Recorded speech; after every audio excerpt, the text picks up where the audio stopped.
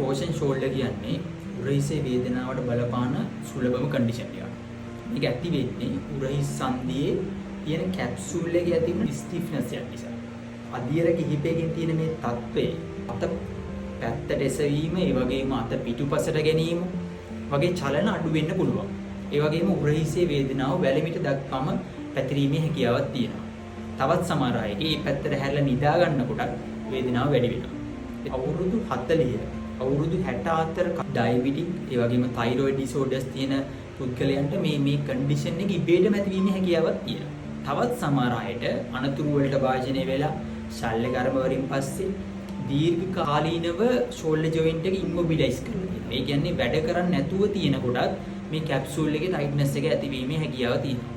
Physiotherapy treatment වලදී අපි මේක නිවැරදි කරන විදිය තමයි ජොයින්ට් මොබිලයිසේෂන් කියන ට්‍රීට්මන්ට් එකෙන් අපිට මම අර කලින් කිව්ව ජොයින්ට් කැප්සූල් එකේ ඇති වෙන ටයිට්නස් එක අඩු කරන්න පුළුවන්. ඒ වගේම මසල් බැලන්ස් එක. මසල් බැලන්ස් එක කියන්නේ ෂෝල්ඩර් ජොයින්ට් එකේ මූවමන්ට් එකක් කරනකොට එක මසල් ගෲප් එකක් ඇගොනිස්ට්. ඒ කියන්නේ කන්ට්‍රැක්ට් වෙන්න ඕන. තවත් මසල් ගෲප් එකක් ඇන්ටගොනිස්ට්. ඒ කියන්නේ රිලීස් වෙන්න ඕන.